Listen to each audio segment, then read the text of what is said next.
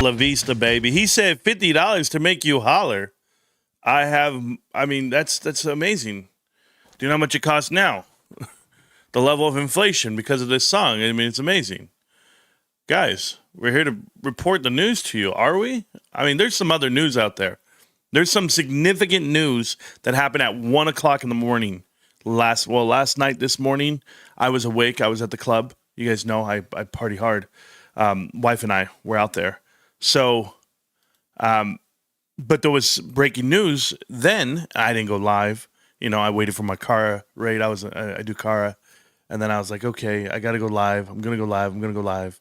And I'm in there. I'm doing my shit. And I start getting messages from the crew. Obviously, all the mods, everyone's messaging me, letting me know, hey, there is a shooting. I mean, look at Almo. Almo's ridiculous. Almo comes out with breaking news. Another assassination attempt on Trump just now. Almo, that was an hour ago, Almo. Calm down. It's not just now. Correspondents said, did something happen right now? Am I missing it right now? Oh, man. No? 3 assassination attempts is not enough? We need another one? I don't know what psyop this world plays on people, but not on me. I mean, the shit doesn't matter to me. Not one bit. Nope. You know, I'm going to tell you guys something. I was in the club last night. A song comes on, right? And it was a song that you guys are familiar with. And it's, so here you go. So this is a song that comes on in the club last night, right? So I'm just, yeah. Hey,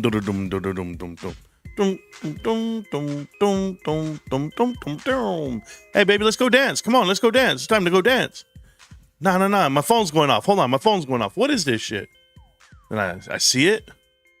And I'm like, why the hell are they texting me right now? What the hell is this? And this is real. This is real talk. Watch this. Watch this.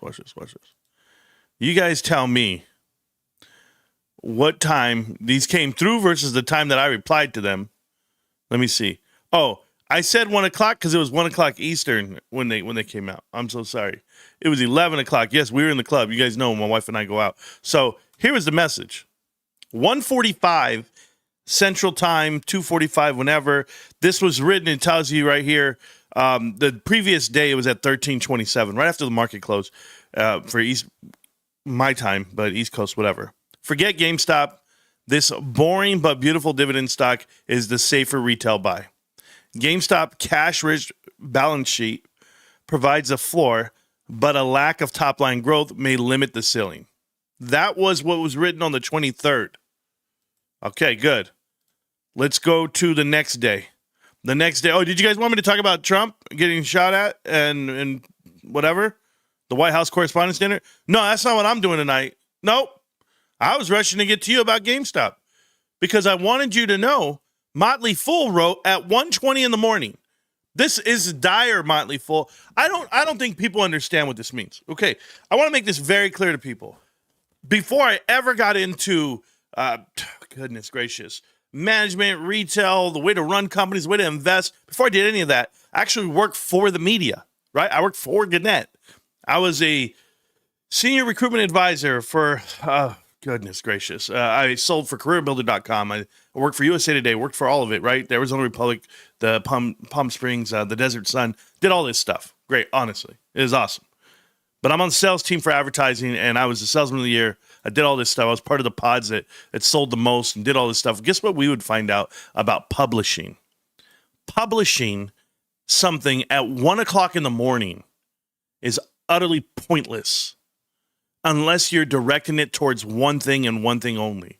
Individuals that are going to see it, search for it, and look for it. And 120 is very specific. Like, what algorithm are you bumping with this shit? Is GameStop stock going to zero? Like, what kind of shit is that? Like, what world do you live in that this is the headline? Motley Fool, I want to know something. I've been around a long time. Why? I want to know who pays for this. Because these are not free editorial pieces. It might be AI generated, but that's not my point. For impressions, just for views alone, however you click-through ratios, whatever you guys use, how is this your headline? How is this the news? at 1:20 in the morning. Yeah, 1:20 Eastern. I get it. 11 o'clock my time Pacific. GameStop isn't going to zero anytime soon, but the stock still has a lot of downside. What are we talking about? Where did you get that narrative from? Then we go to the next line. The company is looking to make big acquisition, which adds risk. This is what you're being told at 1 o'clock in the morning. The reason I tell you guys this, and the reason why I pay attention to it so much, and Motley Fool can help me with this, anybody can help me with this, but last I checked, no one covers GameStop. There is not a single Wall Street analyst that is currently covering GameStop. Not one. There used to only be 3 as of 2021. There was only 2 as of 2022, and there was only 1 of 2023. That 1 stopped covering it in 2025. And I know why. There's a legal reason why you can't cover the stock. And to not talk about it would be better. Not being allowed to talk about it is better. Throw up all the misdirection you want. MD on the tank, MD on this, misdirect GameStop and what it is. So I get to put out hit pieces like this that make zero sense to anyone that actually knows what the hell the stock is doing and or what the company's doing. Zero? What stock goes to zero? How is that even possible? Well, if they go bankrupt, get delisted, you know how many different things have to happen there for that to happen? You're nowhere near that, by the way. And when I say nowhere near that, I would tell you, you have a better chance at winning the Powerball than GameStop to go bankrupt. You see, you have a 1 in 350 chance to win the Powerball. I think that's the odds. Maybe 280 million. 1 in 280 million? Well, GameStop has $9 billion cash. And their net cash is more than all of it. They're $5 billion net. So, yeah, well, how the hell are they going to go bankrupt? What is going to happen to them? Did I miss it? I might have. But these ads won't let me unsee it. But someone's paying for that, for those interactions. That's the truth. Guys, you're going to see headlines come out. You're going to see dangerous things happen. You're going to see blame put onto people. I shed my last tear for this administration a long time ago. Because as the administration rolled around, I realized what I was up against, what I was watching. The minute you start naming people like Bill Pulte to the cabinet, Benjamin Black to to I guess a liaison, you start seeing who you're in bed with and why. Then you really understand the game. You understand it more than most. What do we understand, guys? We understand that leverage and control is worth more than any brave man, Superman. You're not going to see someone come into this administration and really make change, effectuate change. You can't do it because you're not meant to. You see Ryan Cohen, guys?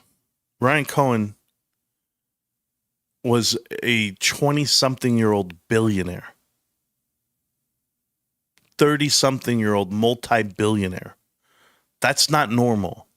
That doesn't happen. Unless you're born into it, entrepreneurship doesn't put you there. So when you see people that come onto the scene, Elon Musk was no one.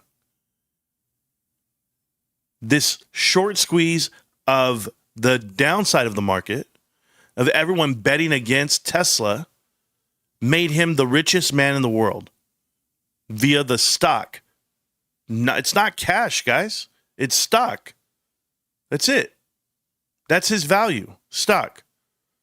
So he sells his stock, he gets the cash, and then here's what he's worth, right?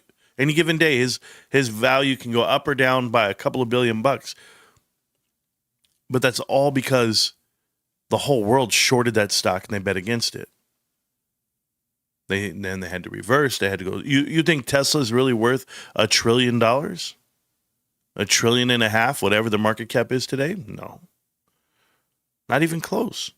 That's a company that netted $5 million in 2022. $9 billion. I meant to say billion, not million. They've netted like $15 billion in 3 years or something like that. Nowhere near $1 trillion, right? Like, you got to think about like the misrepresentation of these P ratios.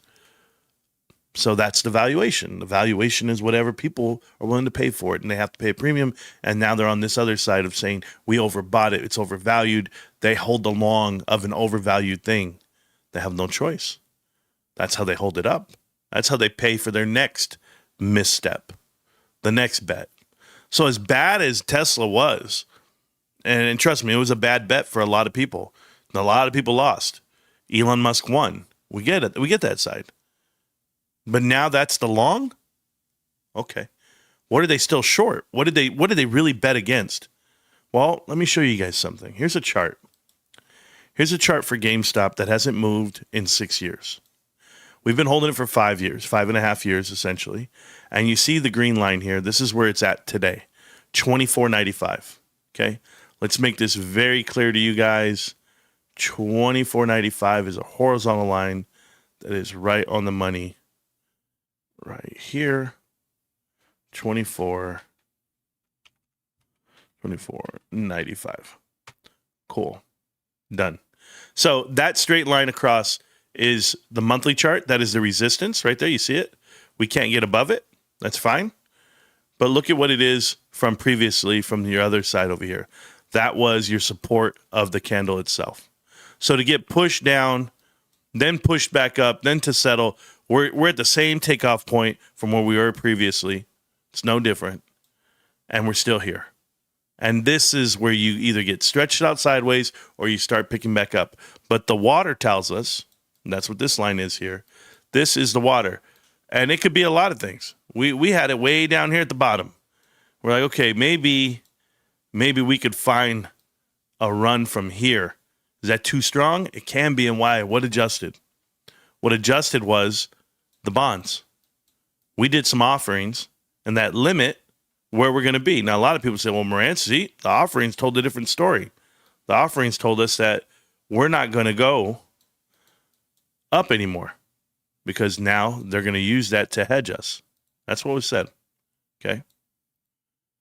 And that's how, bond arbitrage, as they call it. For me, I just see the straight line value of $24.95 is still where we've been this whole time after 5.5 years. So headlines, manipulation, get you to look at things that are happening outside. No. The problem with the world is that GameStop hasn't been allowed to run. The one time it did run, it was like a test. It was like a sample. It's like, let's see how much we can really do when volume hits this thing. And everybody knew what it was.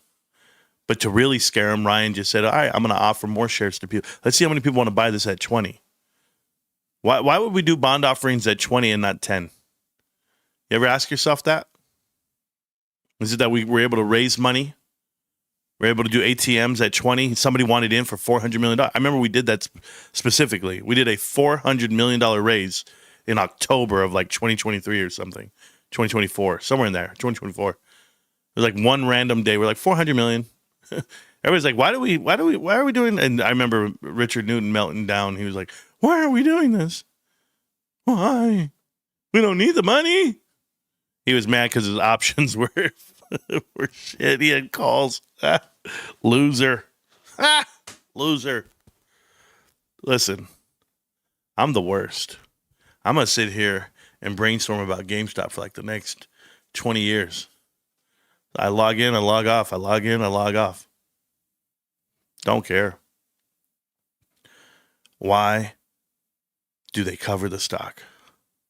Why do they talk about it if there's no analyst that covers it? Why does the media put it front and center to say it's terrible, it's nothing, it's zero, when it's the complete opposite? It's the most brain dead investment you're ever going to make. You could be deaf, dumb, and blind. A blind dog finds a bone. A broken clock is correct twice a day. everything you want to say. All of that is GameStop. It is the most surefire investment ever. It makes so much sense. I mean, it's just so elementary. It's A, B, C, 1, 2, 3. Thank you, Michael Jackson, by the way. But I really want you to think about it. All the things they tell you not to do with it, all the negative energy they give towards it, for what? Why aren't we doing that with all these other failed companies that are taking advantage of people, destroying lives? Nope. GameStop's the evil one. GameStop developed this thing. And you know what's awesome? I'm going to show you guys something. Now, I don't know if this is true, okay? I don't know if this is true, this passage, that because this guy keeps tagging me in every tweet that he puts out. I have a guy here. See the Unseen is his name. And he follows me. I don't know too much about him, but he's been around since March of 2025. So he's been here for a year.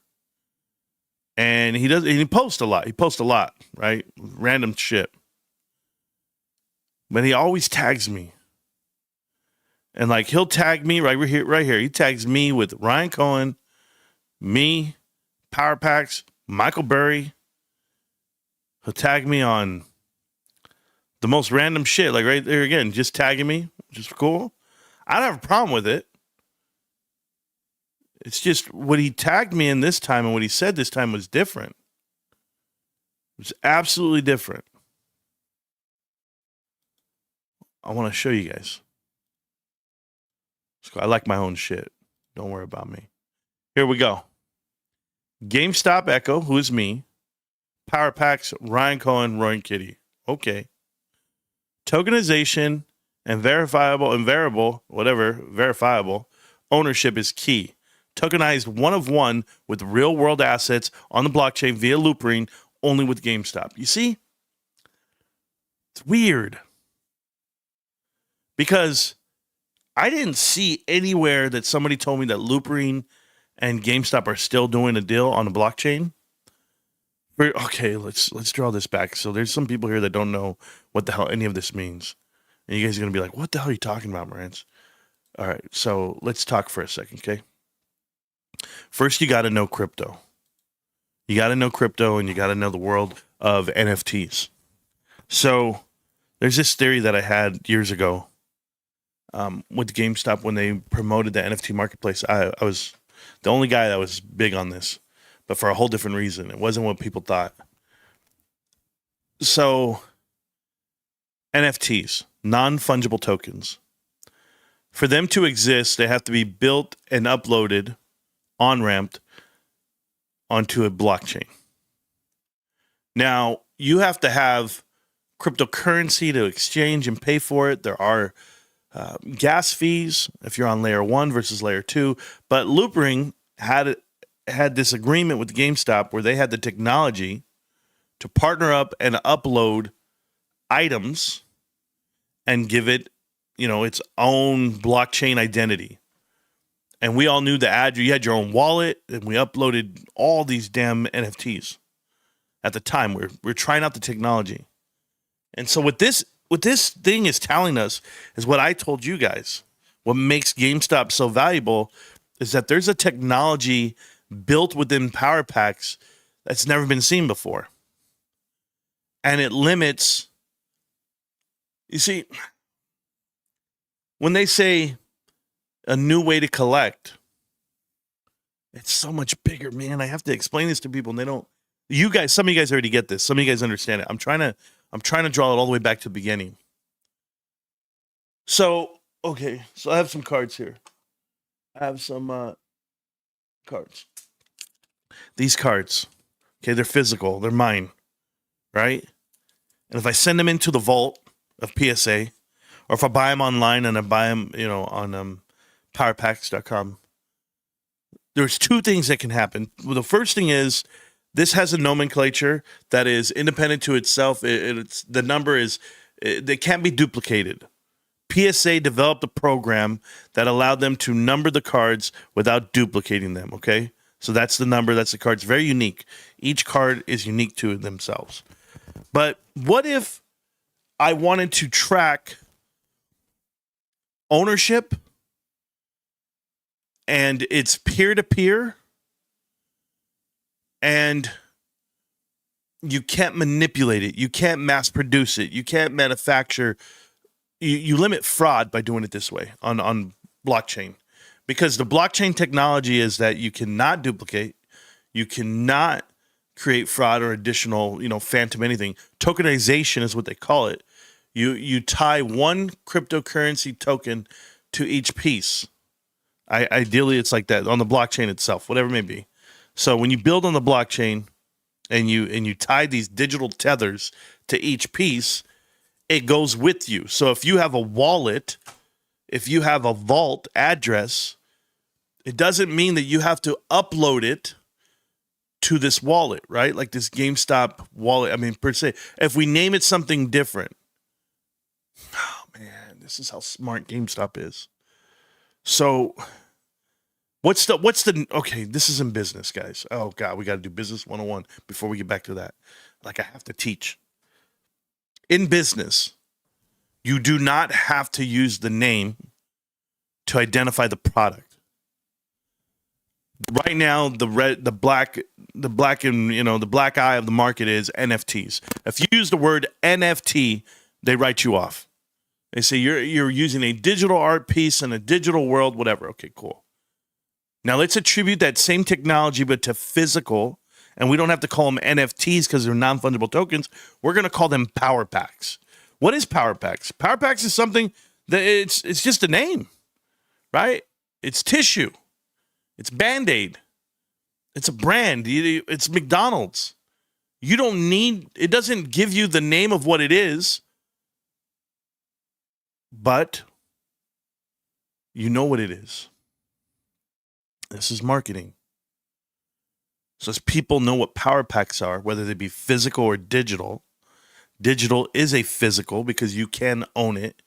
You can't, it is attainable. It's tangible.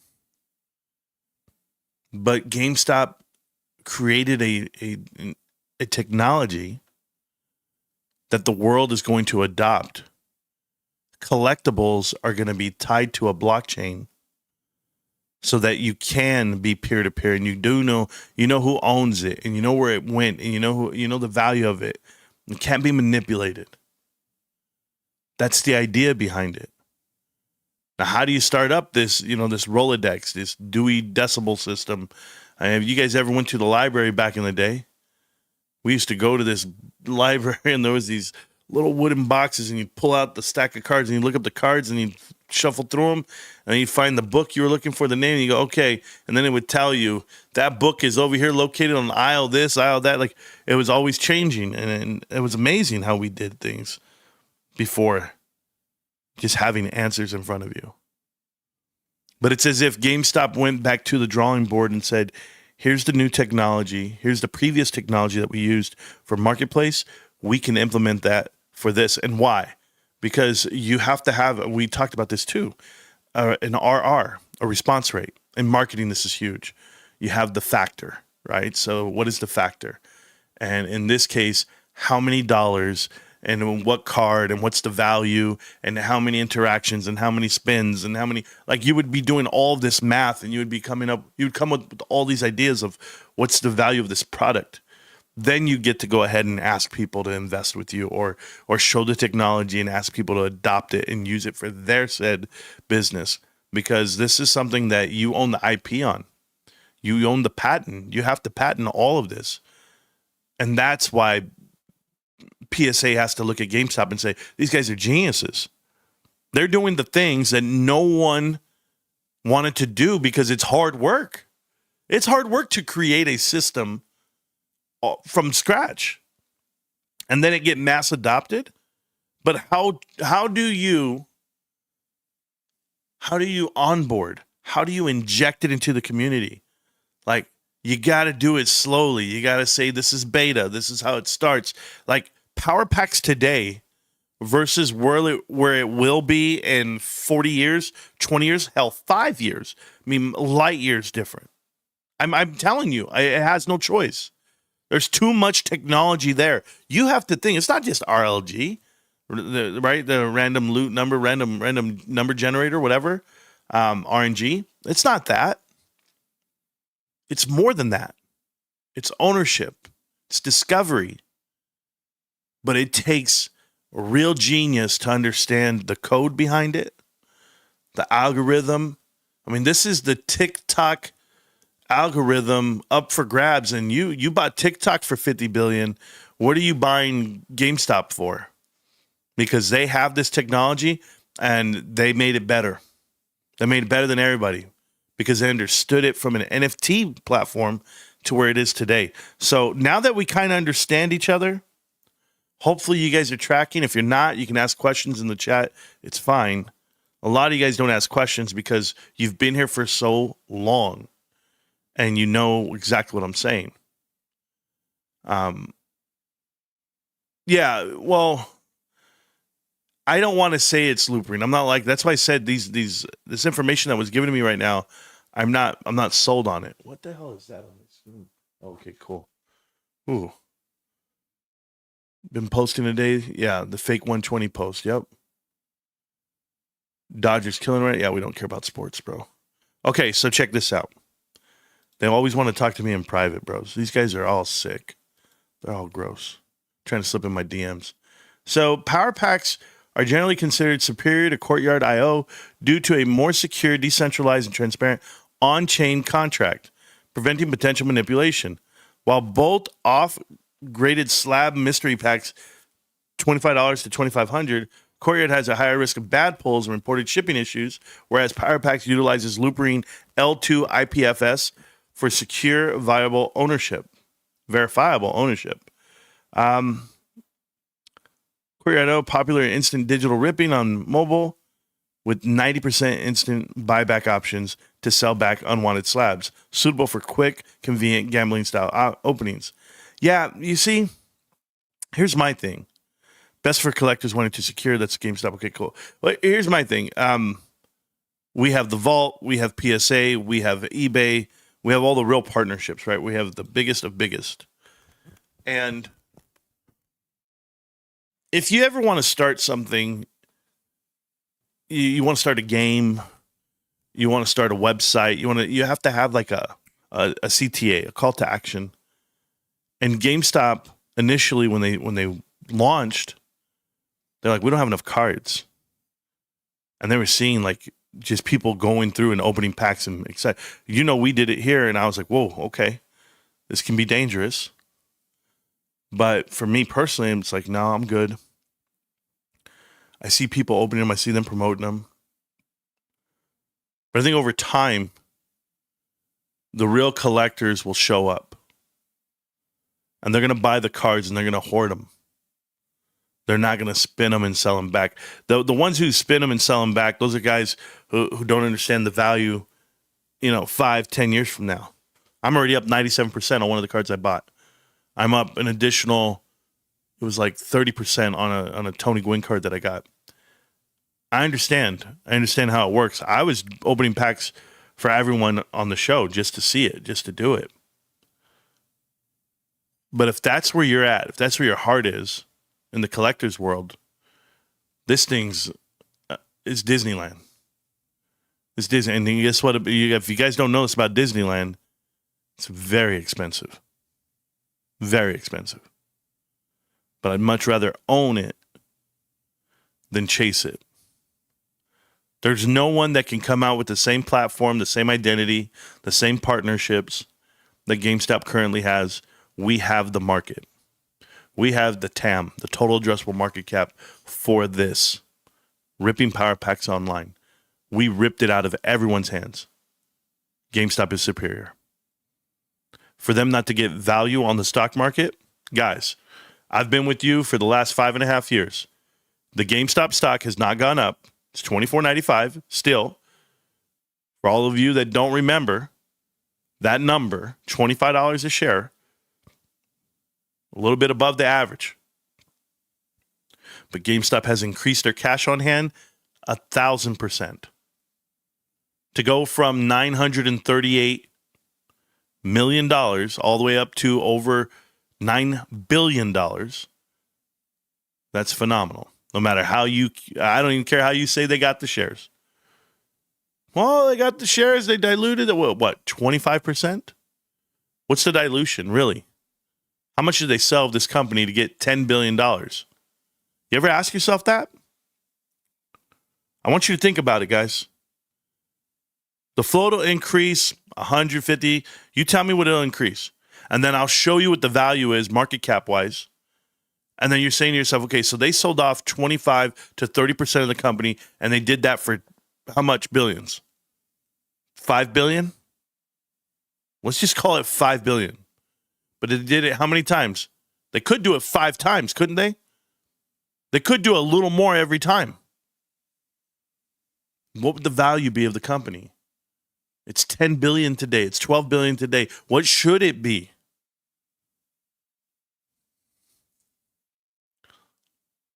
People were giving GameStop money at $30 a share for a break even at 38. 38. That's what's going to happen when the bonds expire or fall into the money in 2028. Just so that we're clear, it gets reevaluated 2028. So let's think about that. $38 is what you're looking for on a break even. They sold the bonds at 28 and 29 and some change, whatever. I call it 30 for fun.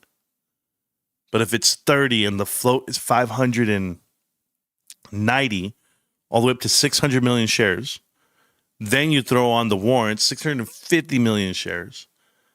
We paid for the warrants ourselves, but if it were 650 million shares at $30 a piece, that's already $20 billion. Then you're going to go to $38, $40. You're looking at $25 billion. That's what Wall Street priced it at. By buying the bonds at the price they bought them at for 0% coupon and giving it to you. They already gave GameStop the valuation of $25 billion. No one talks about it. They talk about the fact that you can buy shares at $10 billion, like we have been. But they already got 25. You know why they won't give it to them? Because that's the S&P 500. That's the requirements to get in. It's the only thing we're missing. Only thing we're missing is market cap. I've been there. We've had the market cap before. We used to have it. They brought us down. 2021, we had the market cap. We didn't have the profit. Now we have the profit. Guess what? We don't have the market cap. What do you have? More shares with better technology, better IP, better value, better intrinsic value. Yeah.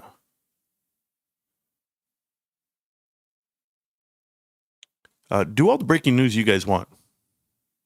Wall Street, listen to me. Private equity, private credit.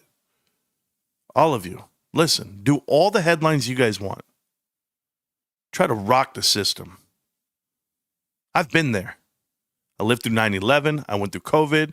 I went through the housing crisis. I went through Charlie Kirk assassination. I went through everything you guys can put in front of me. And you know what? GameStop is still getting negative articles in the world. For whatever reason, that's what you guys want to do. Why me? Why us? Why GameStop? Can't stop, won't stop, GameStop. They're going to learn real soon, millionaires, that they are. But you're welcome.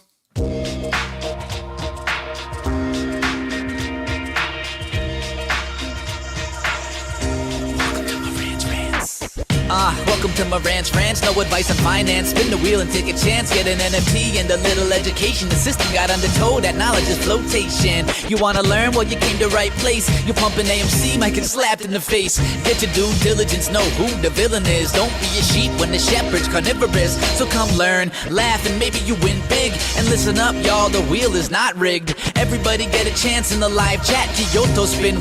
We'll cut the track right now.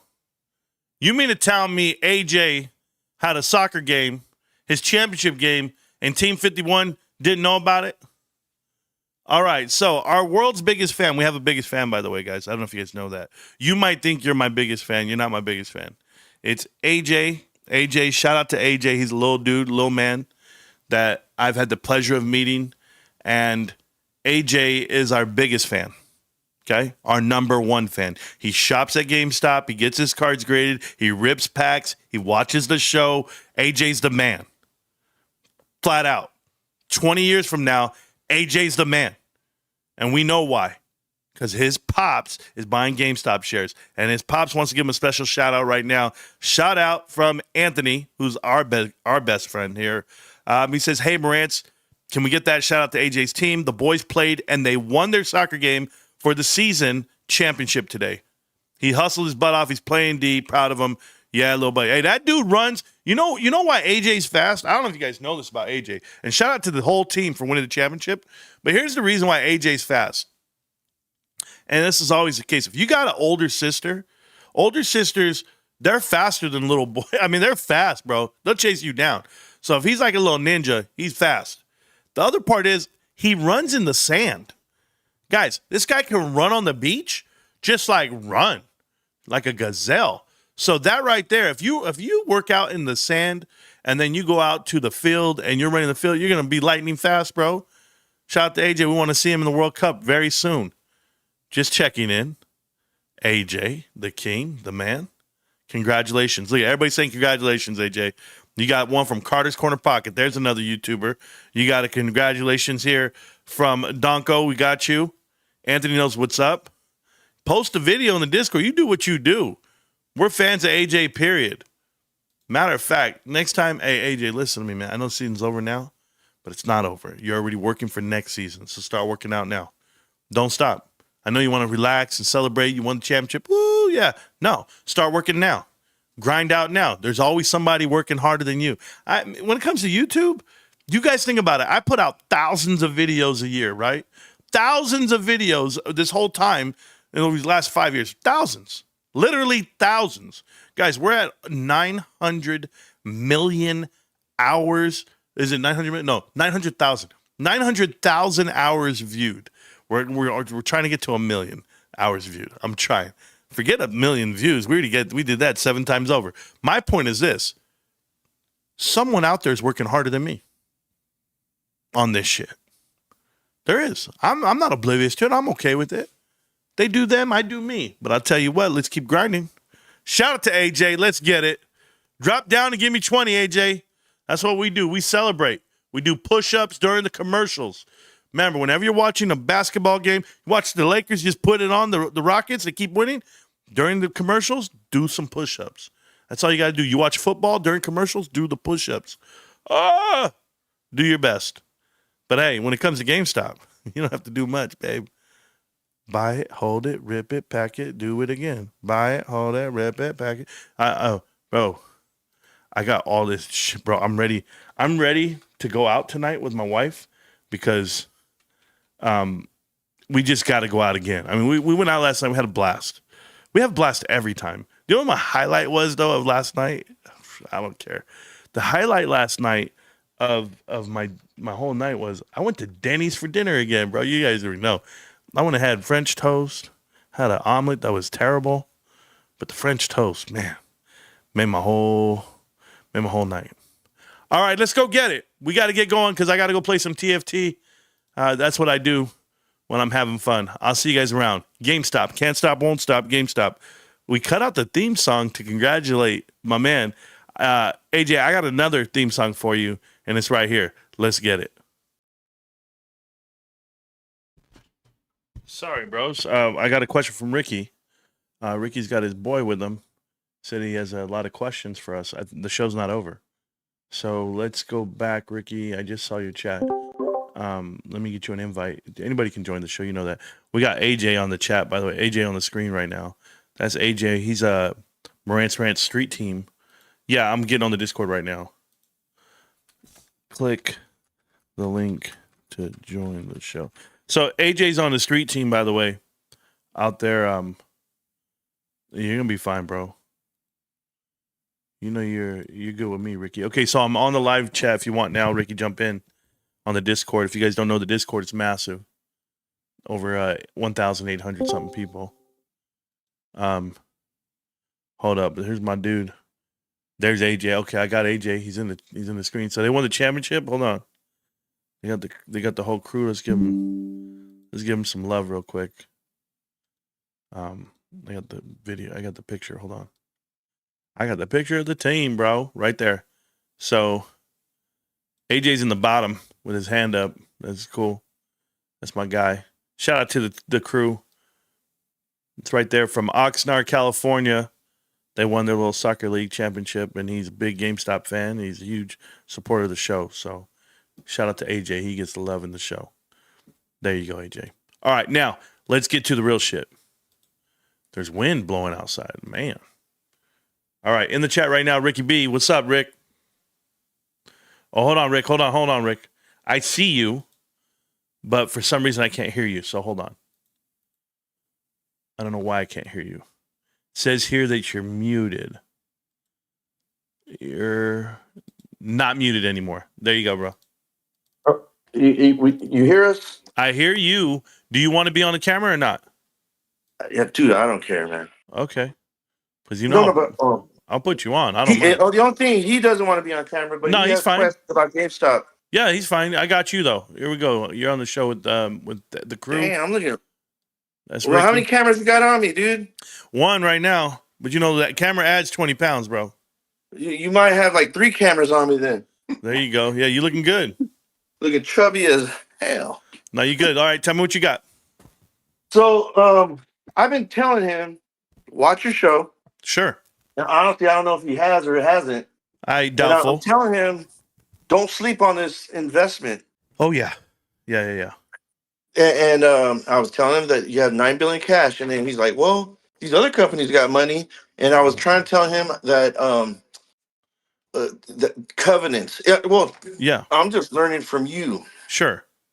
I'm pretty slow, so but You good with just me? hanging out with you guys, I'm getting smarter. And I was telling him that these other companies that have money, they're tied up. They can't just spend it as freely as GameStop can, and what Ryan Cohen has done. Sure. And let's give your friend there. Let's give him a nickname. You got a nickname for him so we can call him something? Ken Dog. Ken? He's Kenny. Kenny. All right, we're gonna call him Kenny G. All right. So not to be confused with Ken Griffin, okay, but Kenny G. So Kenny, You like that? My boy Kenny G. He probably says things that he reads or that he hears. So let's get rid of some of that narrative. All companies have a lot of money. That's not true. Companies don't have cash. It would be the equivalent of having like a really controlling ex-wife, and you owe her alimony, and you owe the kids money, and you owe everybody money. What can you do with all the money you make? You can do nothing, right? So the idea is companies like NVIDIA, Microsoft, Google, Apple, all of them, doesn't matter whom, Amazon, doesn't matter. All that cash, it's earmarked for something because someone already has their hands in the cookie jar. This is how corporate America works. People give you money so you can grow your company, you can accelerate it, and now you have all this cash. How did they develop cash? Is it profits? You know, are they have all this money from advertising, they have all this money from running their business. Some people tell you that, but you don't want to believe that, right? So earnings is one thing, cash on hand is another. A lot of the times what these individuals do is they give themselves prerequisites, requirements on the money, there's covenants, right? That's exactly what this young man, Ricky, was talking about. Covenants are rules. Here's the rules. I'm going to give you $10 billion, but here's what you got to do for me. You got to put me on your board of directors. You've got to report how much money you have and what you're going to do with it. We decide what you do with that money. You must have X amount of dollars of cash on hand. Now, as you follow all the rules, which you have no problem doing if you're the CEO, you're the other people on the board, because what you then do is you reward yourself bonuses for the covenants. So let's say the covenant has this requirement of $100 million cash you must have on the books. You go, no problem. We're going to do that. But if we do have that $100 billion that you're requiring me, $100 million that you require of me, I'm also going to get a bonus of $5 million just for hitting that threshold. Now I'm taking care of myself. So I have no problem following the rules. But what happens when the rules are structured for you to fail?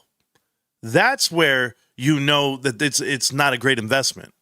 So you can look at the blue chips. And I have no problem with people investing into the blue chips and the best 10 stocks in the world. And you might think that's amazing to do. But I would tell you off the top 10 stocks, everyone's late to the party. because there's ways to manipulate numbers.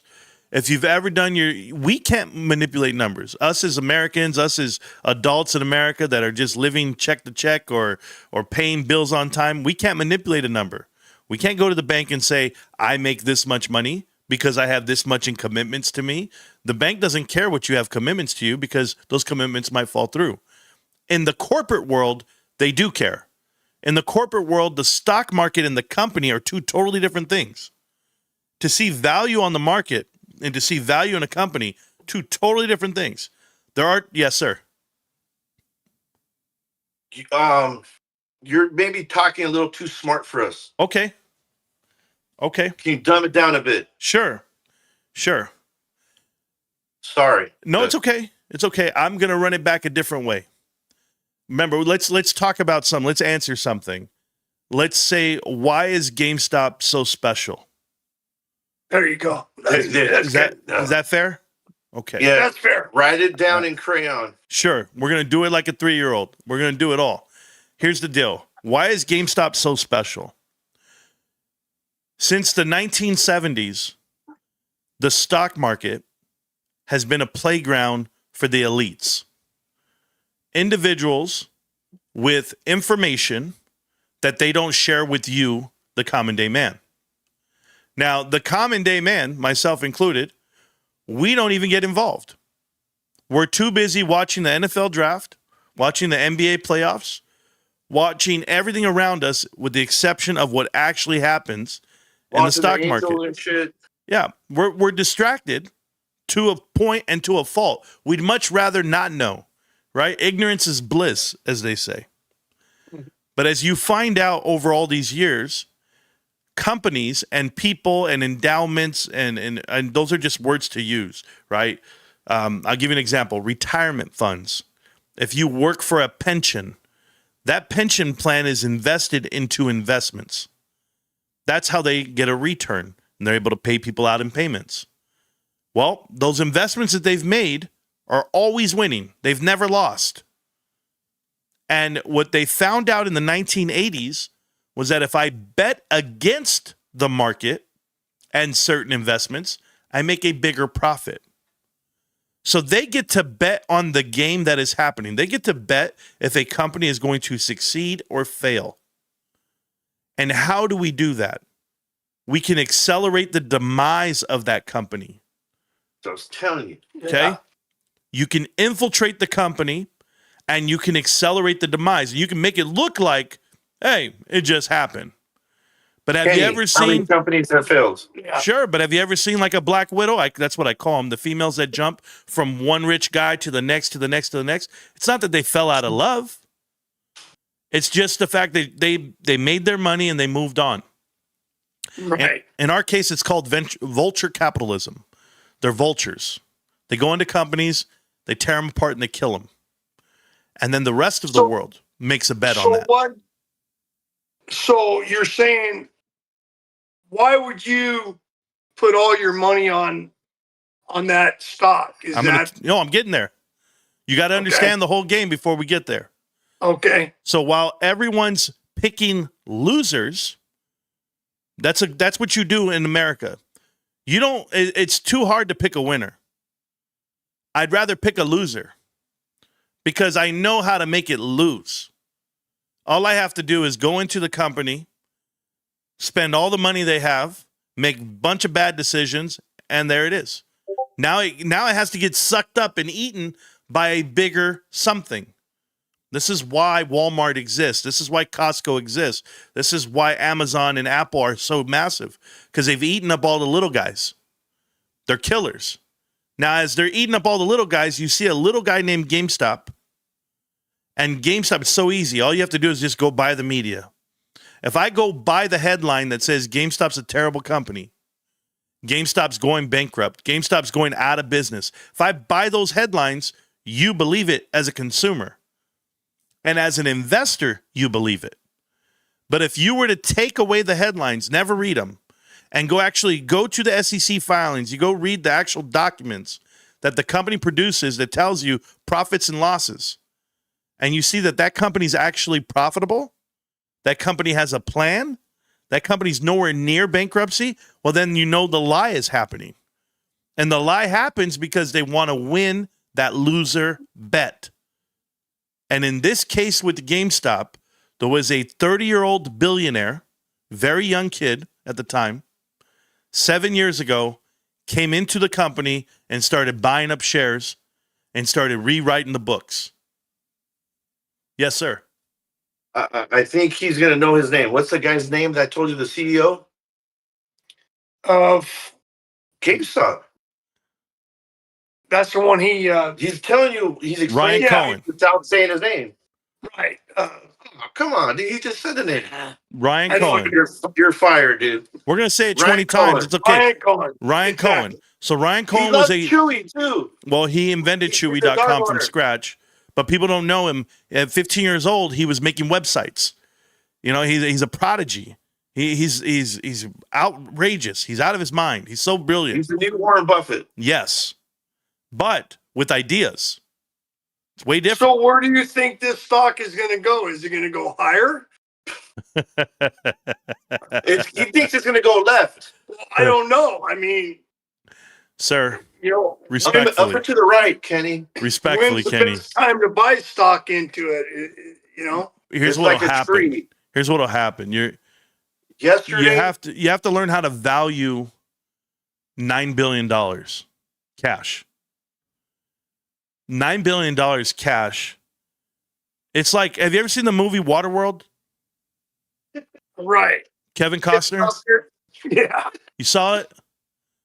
no, Well, no, it was a well, horrible but you know movie. what the commodity was when you had so much water?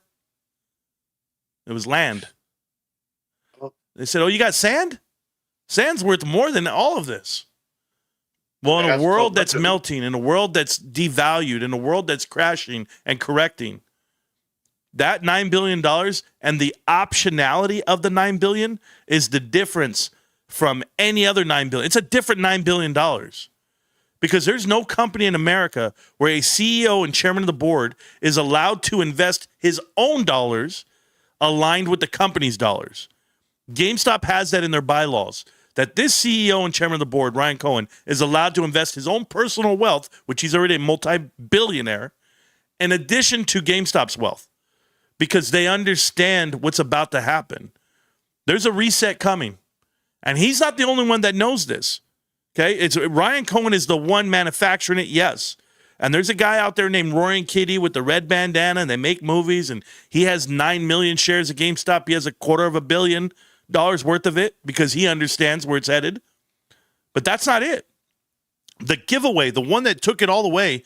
Remember, I've been here for 5.5 years, but just 2 months ago, Dr. Michael Burry shut down his fund completely. Go ahead, I'm listening.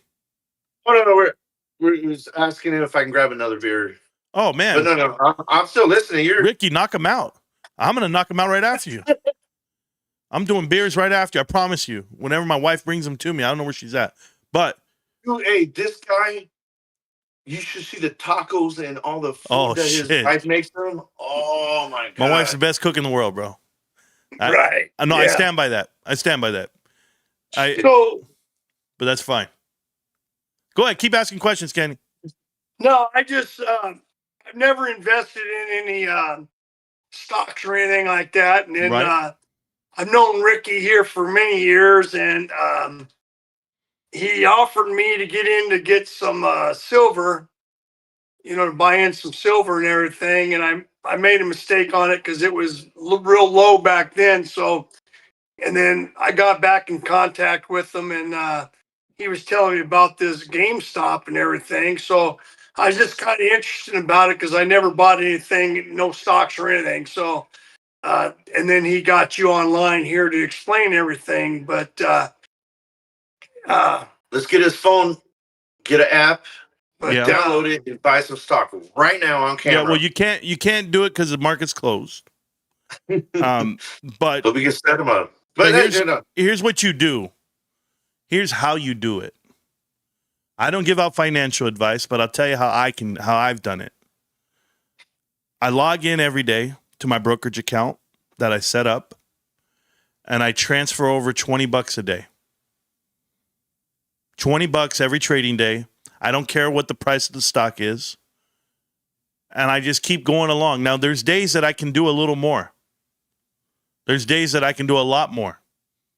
And out of five and a half. You're saying on Monday you'll put 20 in. Tuesday you'll put 20. Yep. And maybe something else jumps up, so you put 40. No. So on and so forth. No. Nothing else jumps up. I don't know what you mean by that. Well, you said sometimes you'll put 40 in it. Yeah, that means that I had additional dollars. Okay. Right? I got you now. Like, let's say I didn't eat lunch that day. He ain't worried about money. Yeah. But I'm telling him, let's multiply it. Yeah. I understand. Okay, go ahead and finish. I'm So sorry. I walked my way every day, putting it in, and we're sitting here and I'm talking to you. And let's just say I have $60,000 in there right now, which people know what I have. But Okay. I did that with $20 a day, $25 a day. That's how you have to do it. And I'm not saying you can't take big swings at it. It's just you have to understand it. Because your heart won't be in it initially. Or your stomach will take over. And you won't. See, that's where I'm not understanding a lot of it. So I'm kind of.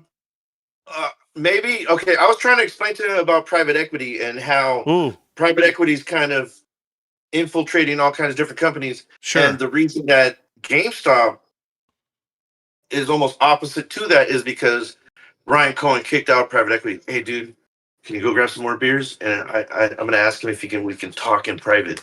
Yeah. Ricky, that's a private, that's a joke right there. They don't know that's a joke. Hey, no, watch this. While you get a beer, I'm going to go grab a beer. Is that fine? Hey, dude, can you call the military? Yeah, we're going to call them right now, but let me go get a beer. I'll be right back. Yes. Yeah, hell yeah.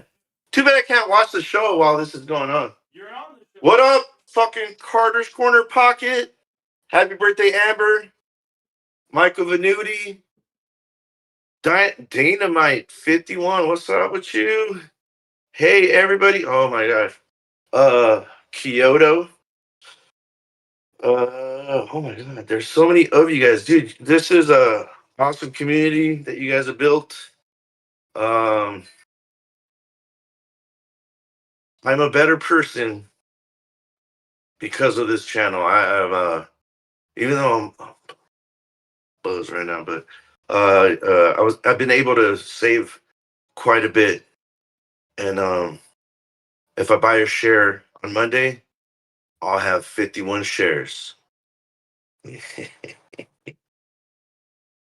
Oh man, this is I bet you Marantz gonna have a Corona or Pacifico.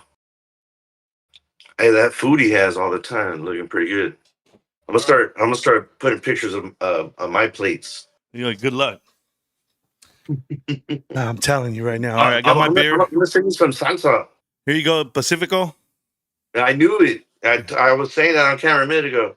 Yeah, that's what we do. So Ricky, check this out. Yes, sir. Is Kenny back? Not yet. Mm-hmm. No, this guy's got.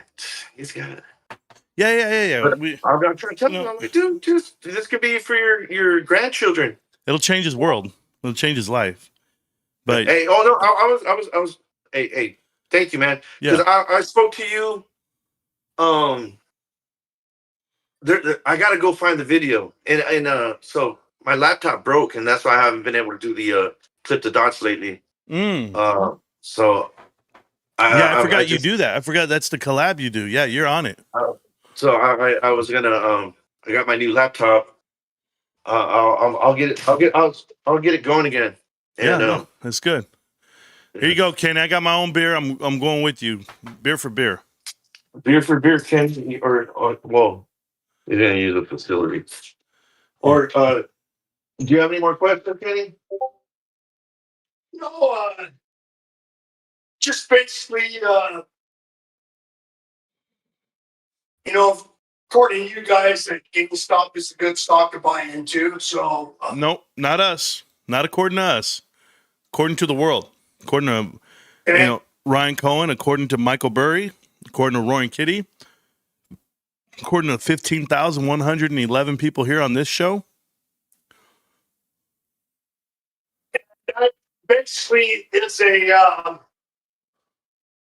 what exactly do they sell? Is that how I could say it? Or How All does right. how does GameStop make their money? Yeah. So, you know, I could sit here and break it down for you category by category, SKU by SKU. That doesn't matter.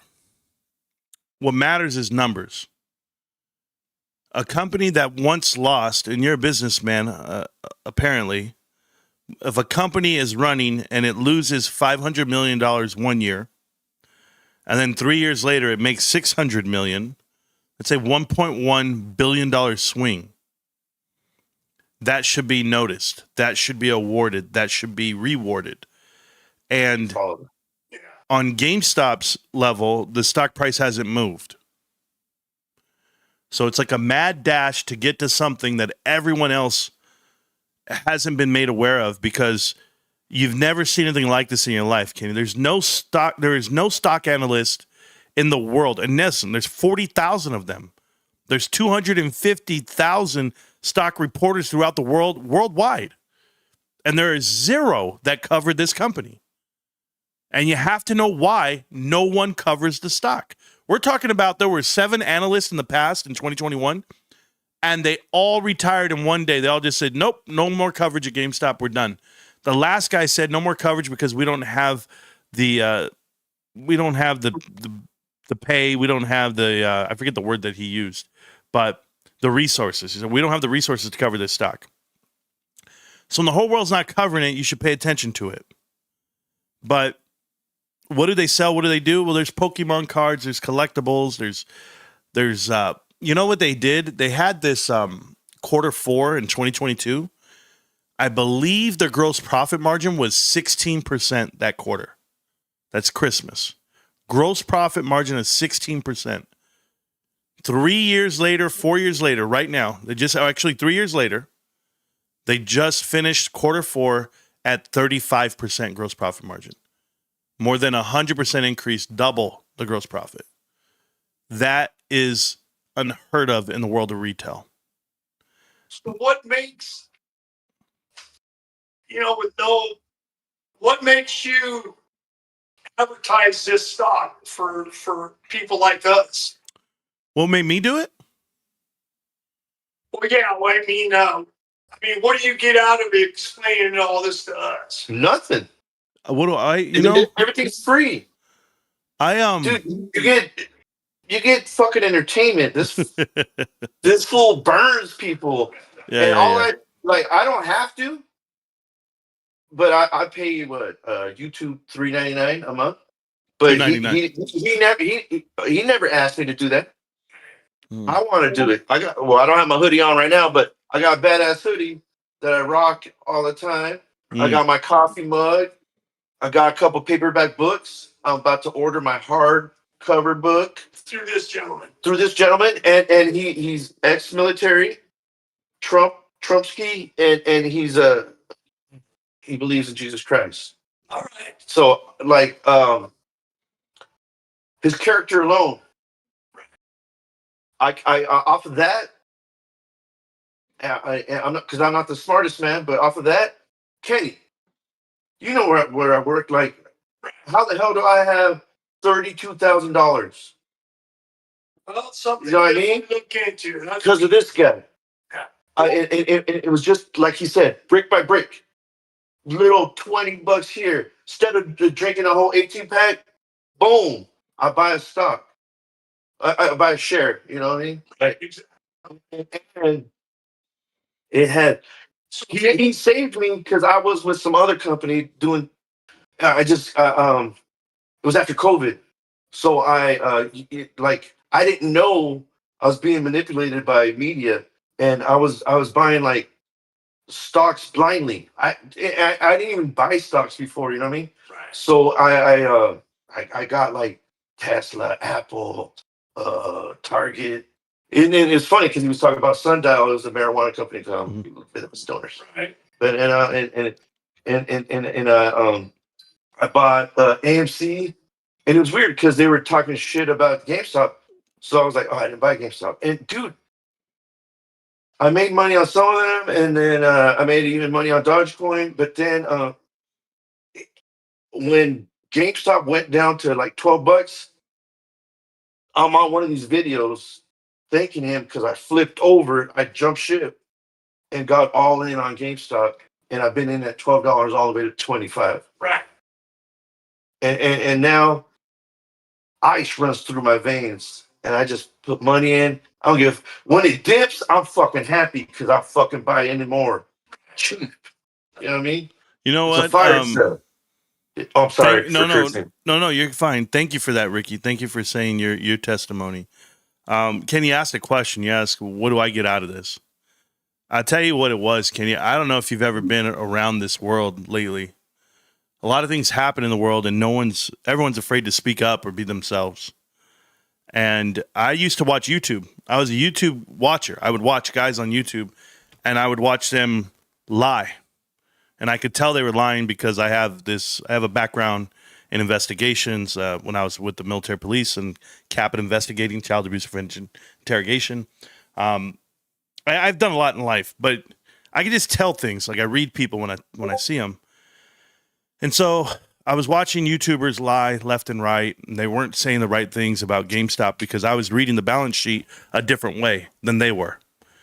The balance sheet would say negative things, and I would know how to read it positive because I build balance sheets for a living running Costco. I used to run Costco at the time, and I did that for almost 15 years. And I'm running a retail company, and I'm understanding it better than most. So like when I see things GameStop doing, I was like, wait a minute, this is a great company. They're doing all these things so right. But you couldn't see it unless you go read about it because you couldn't find a YouTube channel to talk about it. So then I saw people pumping out lies of other companies, other investments, and I didn't know how to do this thing called YouTube. I didn't have a clue, but I just started recording and started talking because a friend had encouraged me to do it. I said, okay, I'll do it. And for years, I didn't make a single dollar doing YouTube because I wouldn't allow people to tip me money. And I wouldn't let them send super chats. I would block and ban them from the show. I wouldn't take a membership fee. I would do nothing. And all I would do was I would do giveaways. So I would get donations to the channel, and I would give away everything I own, GameStop apparel-wise and everything, just because I love the company. I love my investment. Then the years passed, and YouTube contacted me. They said, hey, listen, your show gets a lot of views, a lot of this. You can't be blocking people that send you money because that's not fair to them. They sent money, and you blocked them. And I was like, okay, I won't block them anymore. Then my wife said, I got a great idea what to do with the money. Let's go give it away. I don't need it. Life is good, and I will work really hard for my money. So my wife and I came up with an idea to start hitting the street and start handing out free things from GameStop. So every month or every other month or whenever we're not so busy, we'll go and we'll do a video. It's called the street interview video. And we'll just walk the streets and give away free things to kids from GameStop with all the dollars that we raise for the show. There's nothing in it for me per se like that. It's more about how do I get awareness out, the information out, and it be unbiased. Now, here's the problem. I come across as extremely biased. But what people haven't realized is, or the ones that have, they're here on the show, is that when you pray on something, you study on something, you live through it, you can talk about it. That's it. I didn't know everything I know today. I got really lucky. I was sitting here in this chair, and I went to work one day. And I went to work, and I talked to a guy at work, and the guy at work was cashing out a check, and it was bigger than everyone else's check. I said, why is your check so big for your reward dollars? And he goes, oh, had a good year. I'm in bankruptcies. I'm a bankruptcy lawyer. How does that work? Well, they're bankrupting companies, and here's how it works. I got a buddy at Apollo. He tells me when the company's going bankrupt, I end up being the lawyer on the case. And so they gave away all the info to me. So then I came back, I did some more homework, did some research, and I started uncovering things, and I connected the dots for myself on what investments would be profitable and which ones wouldn't be.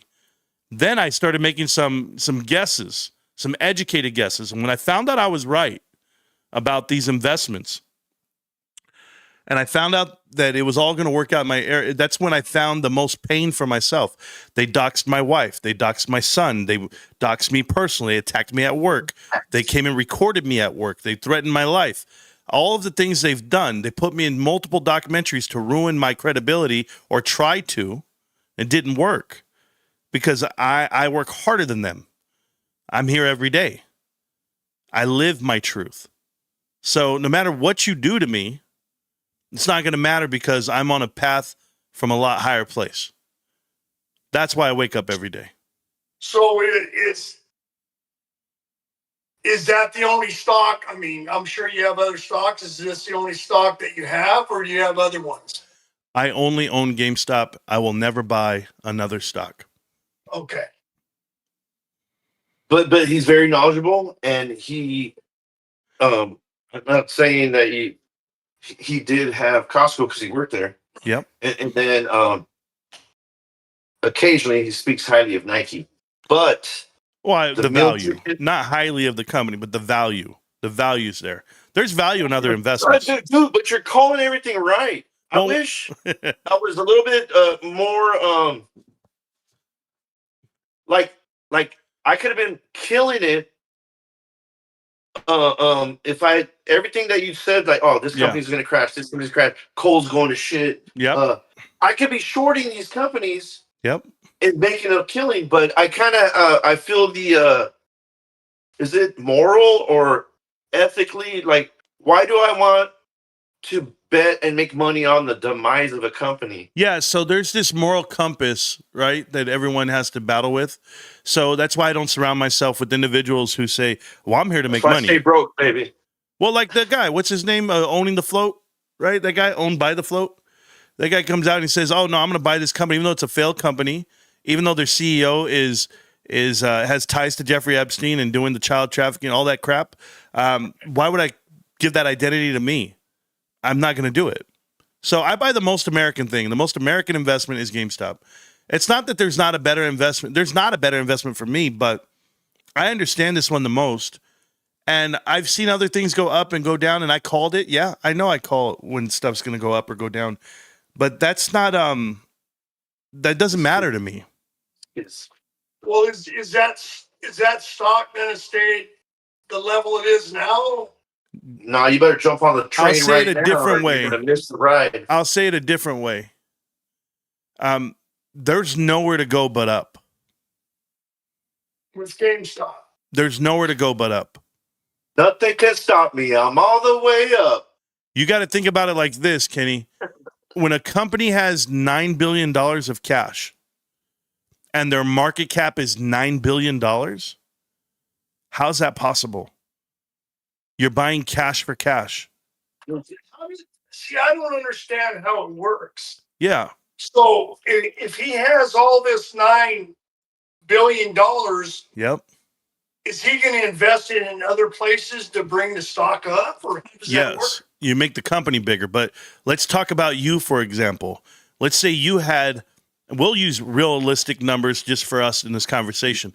Let's just say you had $90,000. How much of a house could you buy with $90,000? The bank will give you leverage on that amount of money. They will give you value because they say, you know what? He's good for the down payment and he can make payments on it. Well, guess what? GameStop's good for the down payment and they can make payments on it. So you can get 10x your money on the $9 billion. Everyone can leverage that, but the capital deployed is not what you want right now. You want to sit on that. You want to sit on that nest egg. Don't move. Wait for this market to correct itself. When it corrects, you deploy the cash for things at a great value. GameStop's value doesn't come down. It only goes up. So when would be the best time to invest in GameStop? Yesterday. Tomorrow. Okay. Every day. I will challenge anyone, and I've talked to everyone. I've talked to Trump's cabinet members. I've talked to Martin Scarelli. I've talked to other dudes on Wall Street. Doesn't matter, any YouTuber, you name them, I've talked to them. I've challenged everyone to bring me a better investment than GameStop, and nobody can. You know what you do, Ken? Check this out. When you're investing in the companies, you don't go through and you don't go buy an S&P 500 company.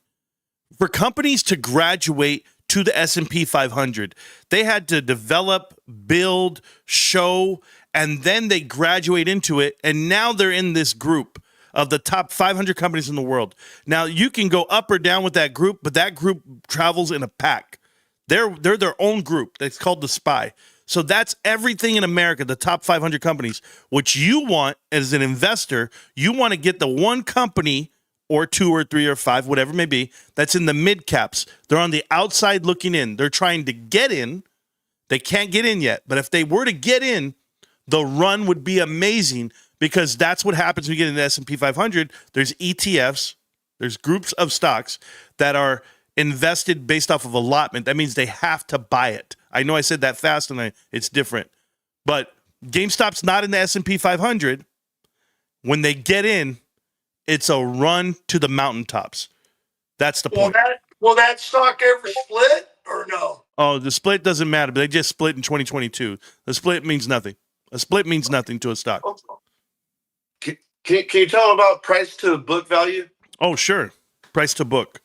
So when you think about price to book, it's almost like your current ratio, right? So you go assets minus your liabilities, right? That's your price to book ratio.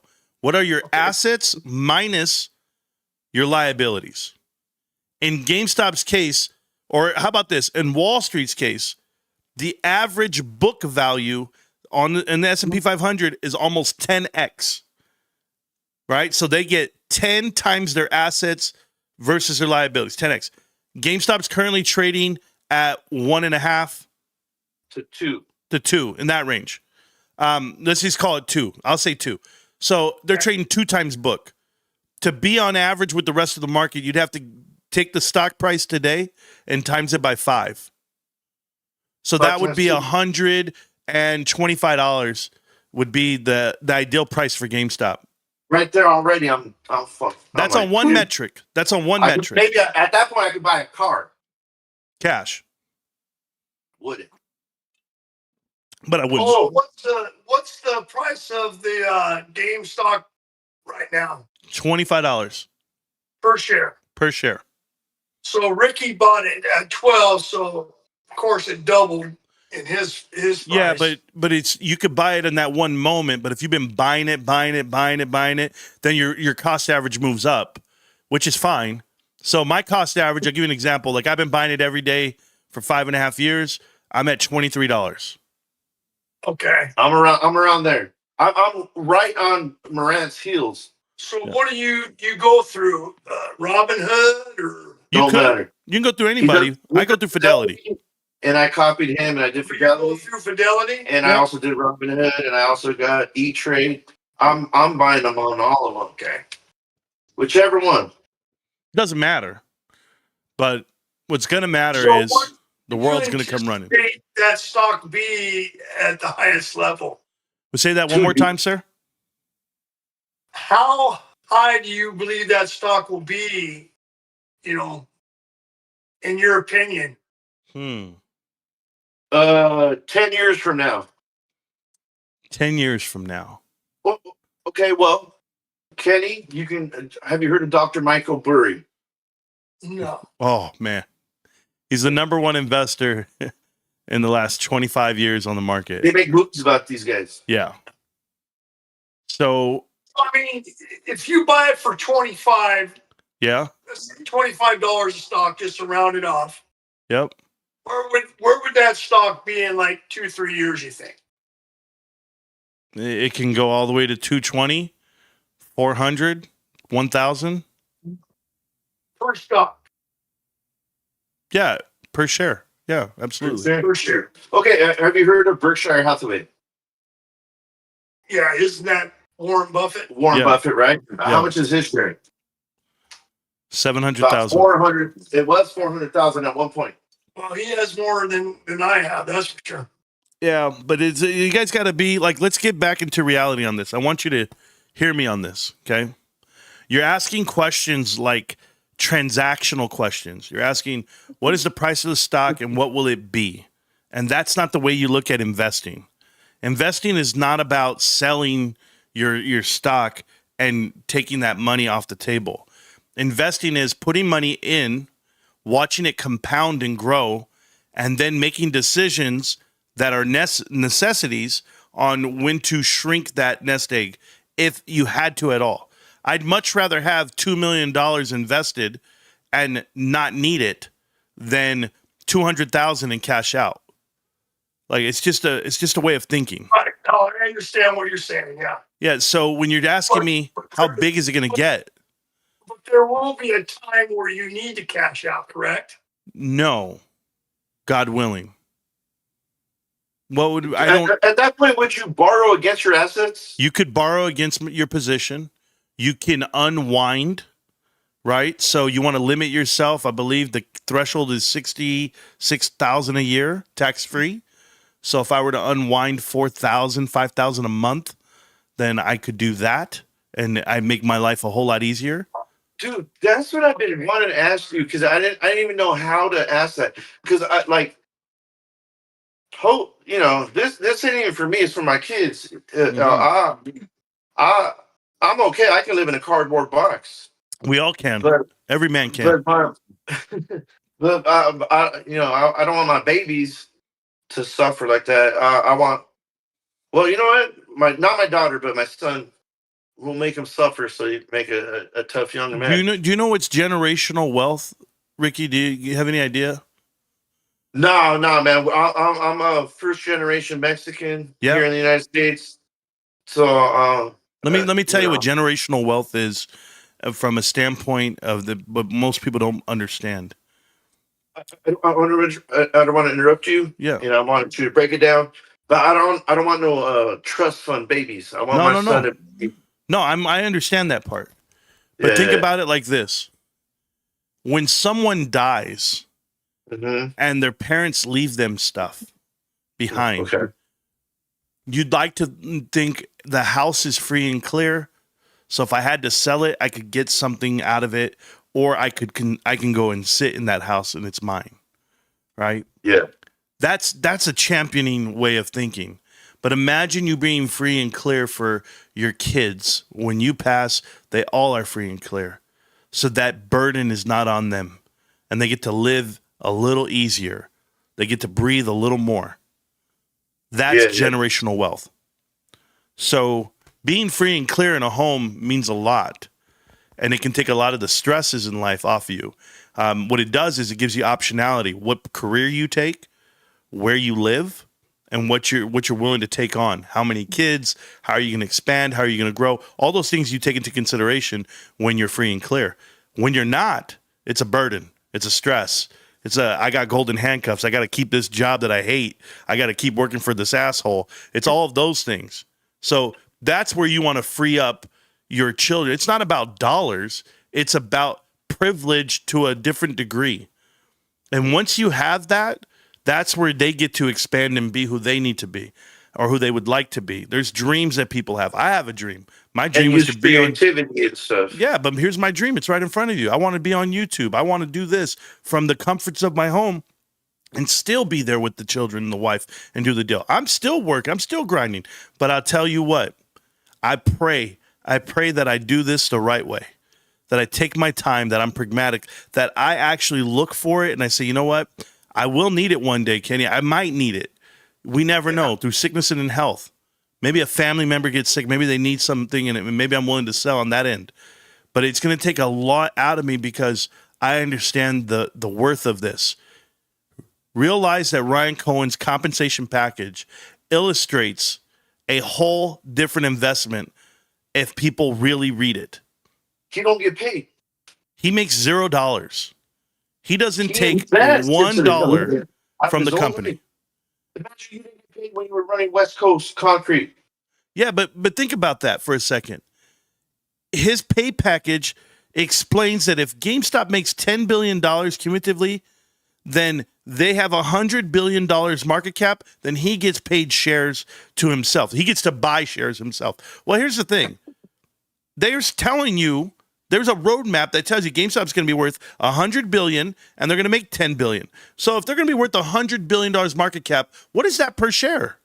What does that do for you in your pocket? Because that's 10x where they are today. So if they're 10x, then I am looking at a $250 share. That's what I'm looking at. So you ask me where they're going to be. Well, I know they're going to be at 250 because they wrote the map.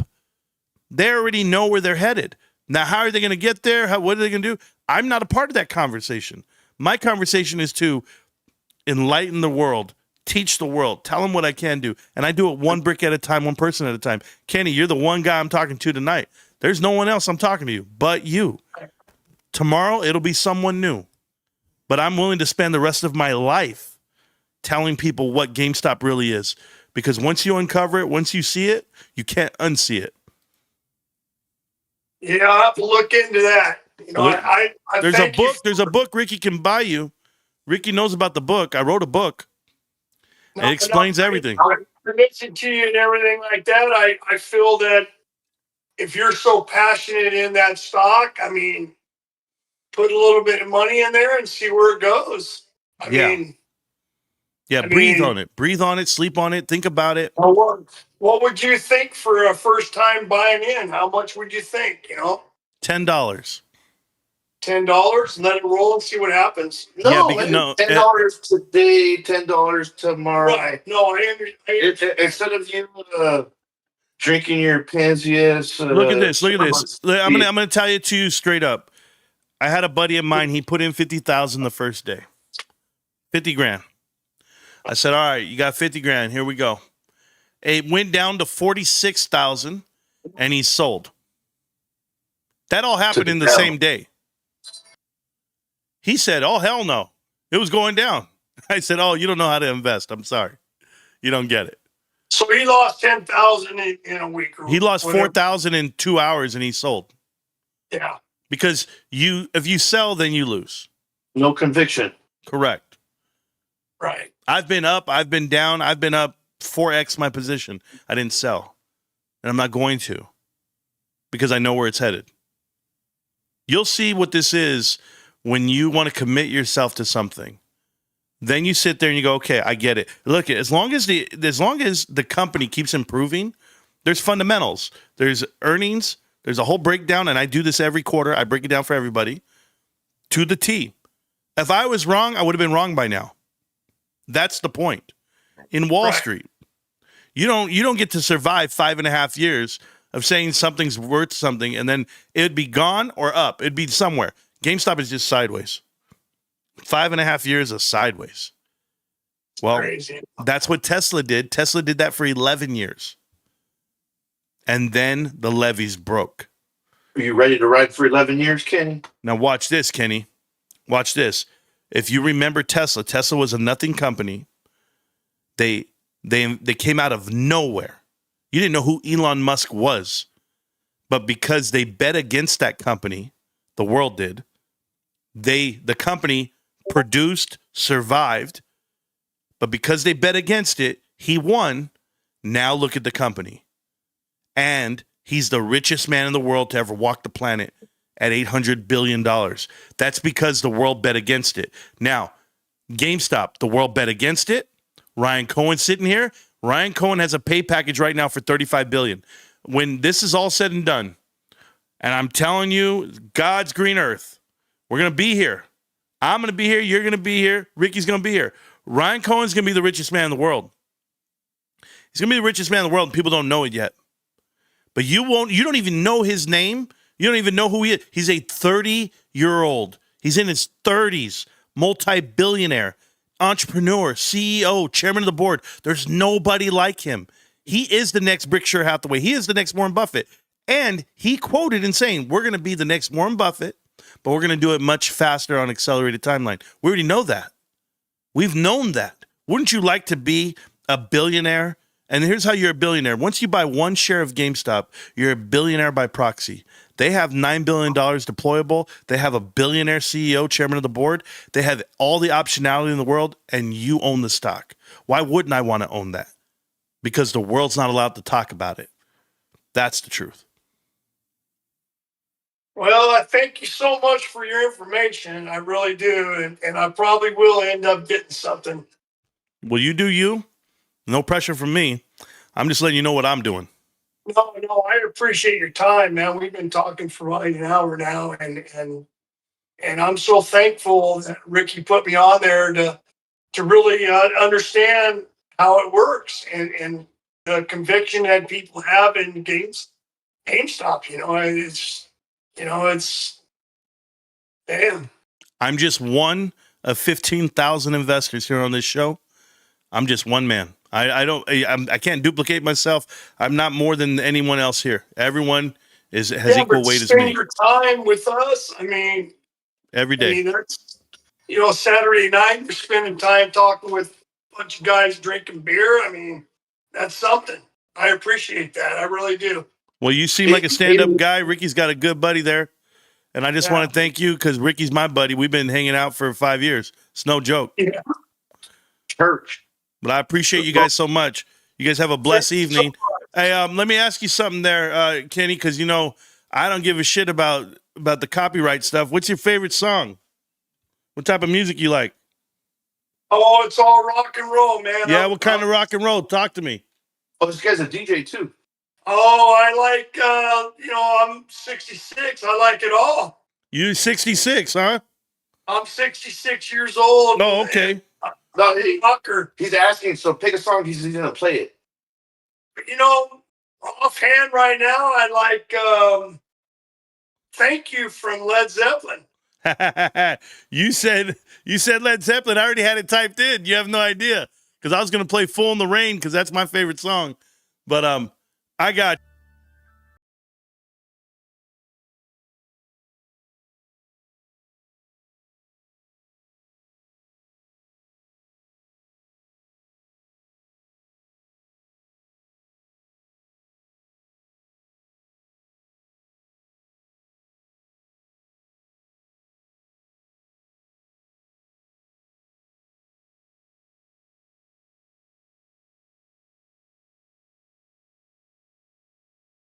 older